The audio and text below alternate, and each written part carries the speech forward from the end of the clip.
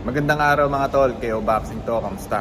Bad news mga tol dahil natalo ang dalawa nating pambato doon sa Florida, USA sa katatapos nilang laban kahapon lamang. Sa co-main event mga tol, napalaban ang ating pambato dito sa knockout artist ng Mexico na si Antonio Moran. Bagamat nagagawang makipagsabayan ni Duno sa mga naunang round, pagtungtong ng round 5 ay lumusot ang body shot ng Meksikano at napaupo nga si Duno sa ibabaw ng lona. Samantala sa sumunod na round ay tinapos na nga ng Meksikano ang ating pambato sa pamamagitan ng counter left hook. Dahilan kaya nakuha ng Meksikano ang panalo via 6 round knockout kontra sa ating pambato na si Duno. Samantala, mapunta naman tayo sa main event sa pagitan ni Mike Plania kontra sa Amerikanong si Angelo Leo. Hindi na nga pinatagal ng former WBO Super Bantamweight Champion ng ating pambato dahil sa round 3 mga tol, inatake ng Amerikano ang bodega ng ating pambato na si Mike Plania. Makikitang napuruhan talaga si Mike Plania